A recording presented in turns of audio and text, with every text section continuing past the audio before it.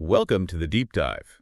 This is where we take materials you send us, things you're curious about, and we really get under the surface. Exactly. The goal is to pull out the key stuff, the interesting bits, so you get the picture without getting bogged down. Think of it as your shortcut to being, well, pretty well informed. And today we've got something narrative. It's called Parturition, and it even has a start date, an air date. It feels like a script, doesn't it? It absolutely does. And it wastes no time, drops us right into the action. First thing, a shuttlecraft. And it's shaking like crazy. Yeah, you hear about inertial dampers failing, plasma injectors, typical space travel hiccups, but it definitely sets a mood. It really does. We meet Paris and Case right away, and their interaction in this simulated crisis, it tells you a lot. Okay, yeah, let's dig into that. So Paris is the instructor. Right. And he's got this reputation for dirty tricks, apparently. Case is, trying to solve the problem for real.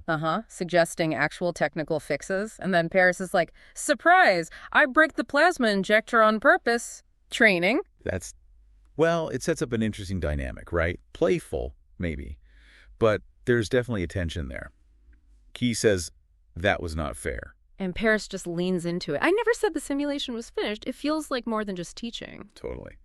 Keys calls his move dirty, and he's like, yep, famous for him. Then there's that jolt, where Keith stumbles right into his arms. It feels, well, maybe a little orchestrated by Paris, pushing things a bit. It does make you think about that line, Instructor, student, close quarters. It's tricky territory. Definitely. And then right after, we see Neelix watching them walk off laughing, just watching. Yeah, that silent observation. You wonder what he's thinking. Is it concern?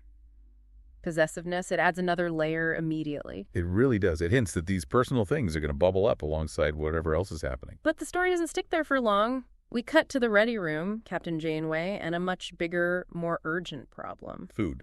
Or rather, the lack of it. They're down to 30% capacity. That's bad. Very bad. Which makes the discovery of this M-class planet seem like a miracle, right? High amino acids, proteins. Sounds perfect. Sounds perfect, yeah. But there's always a catch. First, it's a whole day out of their way. Big detour when you're low on resources. And the sensors. They can't actually confirm there's plant life. Too much atmospheric vapor, EM interference. It's all murky. Right. They even nickname it Planet Hell. Compares it to primeval Earth. That doesn't exactly scream safe picnic spot. No, it definitely builds suspense, promise, and danger all mixed up. Classic storytelling, really. So Janeway's stuck. She knows it could be a wild goose chase, but... But they need food. Badly. It's a tough call, made out of necessity. You see that leadership pressure. Okay, so dwindling supplies, dangerous planet looming. And back on Voyager, things are awkward. We find Kim in his quarters. Practicing clarinet, right. A nice, quiet moment. Until Paris bursts in, looking all lovesick. Yeah. Quite the mood shift. And then he just blurts it out to Kim. I think I'm in love with Keys. Wow. Just like that. Kim's reaction is kind of understated surprise. Yeah, like, oh, this again, Paris tries to explain, pointing to that stumble in the shuttle sim. Like that was some huge, meaningful moment. Exactly. And Kim's take is pretty cynical, isn't it? He basically says Paris enjoys being tragically in love, suggests it's a pattern. Ouch. But maybe true. Kim calls him out on playing the part. And it seems to hit home because Paris immediately decides his grand plan is just avoid Case entirely. Good luck with that on a starship. Right. Seems a bit, well, naive. But maybe he's genuinely trying to manage it. Meanwhile, we get a different relationship picture. Keys and Neelix. Kendall at dinner in her quarters. Yeah, very domestic, very established. Neelix is fussing over her, bringing her food. Setting a clear contrast to whatever's brewing, or might be brewing, with Paris, reinforcing their bond. You still see that little crack, don't you, when Keys just mentions Paris as her teacher? Yeah, just a flicker from Neelix. Jealousy, insecurity maybe. It's subtle, but it's there. Shows that even in a stable relationship, these outside things can, cause ripples. Maybe his attentiveness is partly reassurance for himself. And speaking of people paying attention. Yeah. The doctor. The EMH. Ah, yes. Our favorite holographic eavesdropper. He basically admits it. Says his programming lets him monitor conversations for medical relevance, which is convenient. Well, convenient for the plot, certainly. Yeah. Because his eavesdropping means he's picked up on the danger of those trigemic vapors on planet Hell. Right, serious skin irritation. And because he's the doctor, he's already whipped up a dermal sealant. proactive, you might say. If a little intrusive. Janeway's reaction is perfect, though. Yeah, a gentle reminder about protocols, but also, good job on finding that out. Classic Janeway. Command presence, but values results, even unorthodox ones. So, okay, Planet Hell is definitely hazardous. Yeah. And they can't just beam down easily, those EM disturbances again. But Kim, running simulations, finds these tiny windows. Brief moments where transport might be possible. Adds that ticking clock element, doesn't it? A chance, but it'll be tight. Which leads us almost inevitably to the mess hall. And peak awkwardness. Oh, yeah. Paris and Kim trying to dodge Keys. It's painful to watch. Their excuse about the bridge, so flimsy. Completely unconvincing. And then Neelix shows up. With Elfarian hair pasta. You gotta love Neelix's cooking. Shed follicles. High in protein, apparently. I think I'll pass.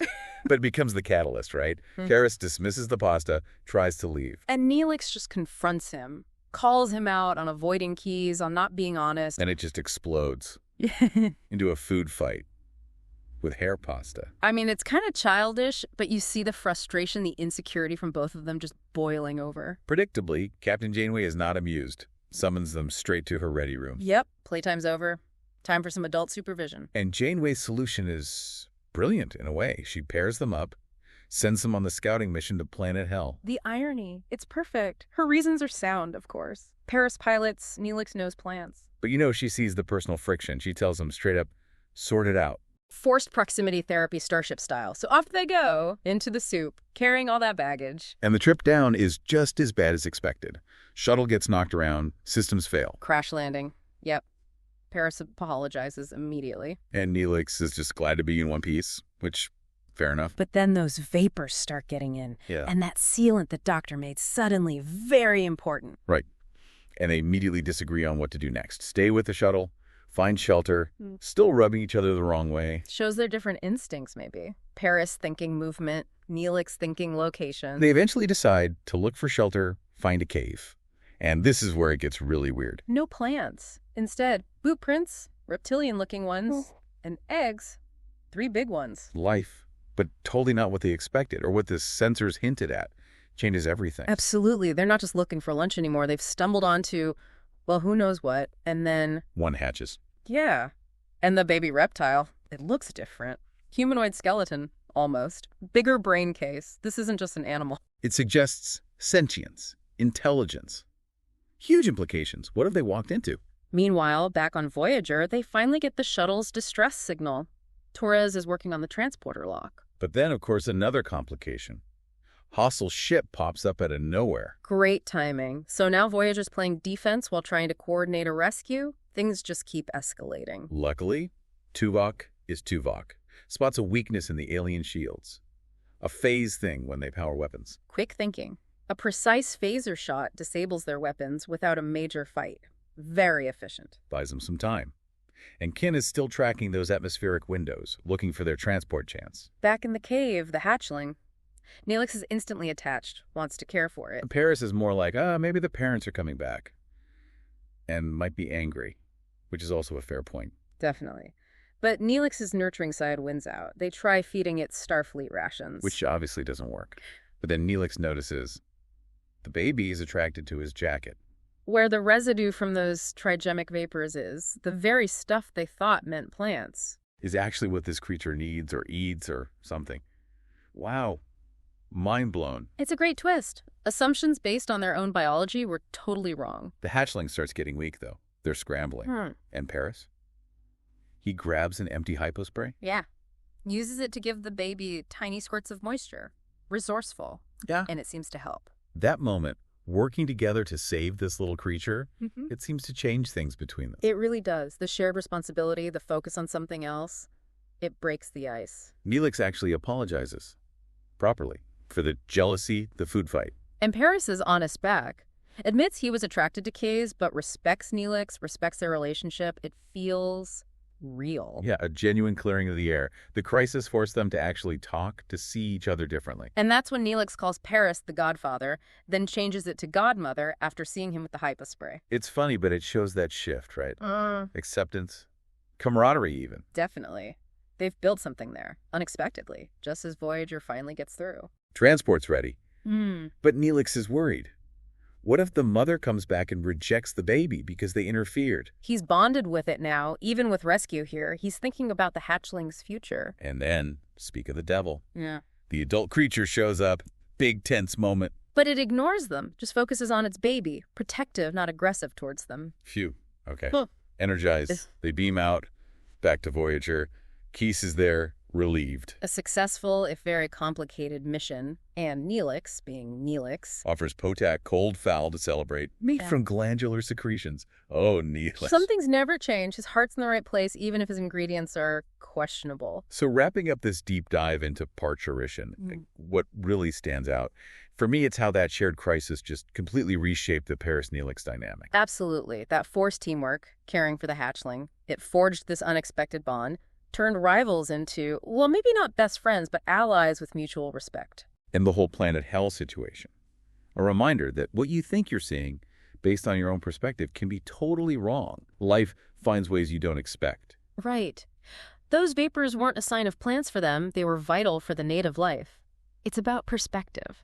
And it highlights those complex personal relationships playing out even under extreme pressure. So it really makes you think, doesn't it, about those times in your own life, maybe, where a really tough situation, something unexpected, actually led to a surprising connection. Or maybe helps you understand someone, or even yourself, a bit better. Yeah.